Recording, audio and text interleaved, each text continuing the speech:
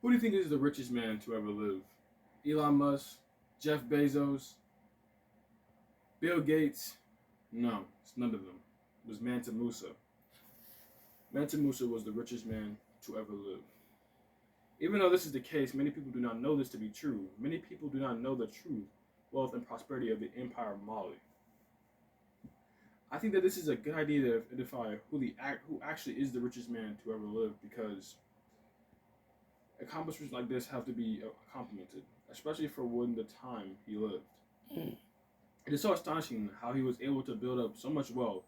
Also, it is great to know a black man's accomplishments because, especially in the U.S. at this time, it would be outrageous to assume that a black man would be the richest man to ever live. I'm a black man myself who likes to know other black men's and other black people as a whole's accomplishments. And it's a crime to say that to know that other people don't know the accomplishments of Mansa Musa. And it's a crime to know that Mansa Musa does not have as much recognition as other people that get a lot of recognition for less. So with that being said, Mansa Musa's brand and accomplishments will be highlighted here today. Mansa Musa's reign started a big jump in it started in his 17th year when he had his pilgrimage to Mecca. He marched 60,000 men through Africa sporting outlandish goods while he did so. Mansa Musa was accompanied by 1,200 slaves, and he had 500 of them were fitted in, in Persian silk and brocade. He also had a large assortment of them fitted with wielding his golden staffs. Mansa Musa did not stop there. He also had 80 camels, in which they all carried 300 pounds of gold on their backs. The point of this venture was to get other lands to seek out Mali for its wealth. Mansa Musa did not only flaunt this wealth, but he spent it too. On his journey, he passed through Cairo, which was being ruled by Malik al Nasir at that time, and he spent so much money there that he flooded the market of Cairo.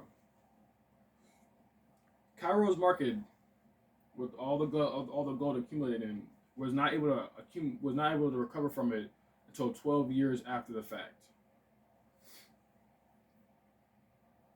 During Mansa Musa's pilgrimage to Mecca, one of the generals, Sagmandia, was tasked with taking over the Songhai kingdom.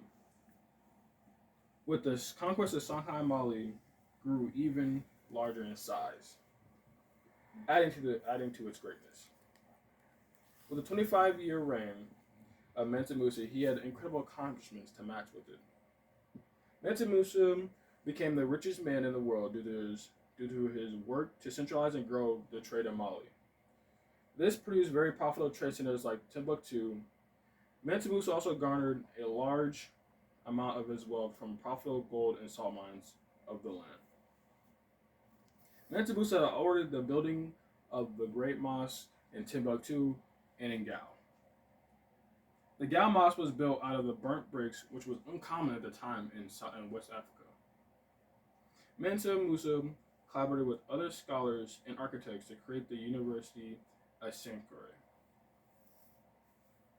or you can call it Mos Sankore, where scholars would study theology, history, and law. Mos Sankore stands to this day, being one of the oldest universities in Africa. Mansa Musa's accomplishments were so influential that they are felt to this day. In the end, Mansa Musa's legacy will prevail due to his insight on trade, education, religion, morals, and his leadership. Mansa has shown these traits by growing the size of Mali, completing his pilgrimage to Mecca, building his trade centers and mosques in Timbuktu and Gao. Mansa Musa had garnered respect from not only his own people but people all throughout Egypt and Africa. In the introduction, you were asked, well, "Who was the richest man in the world?"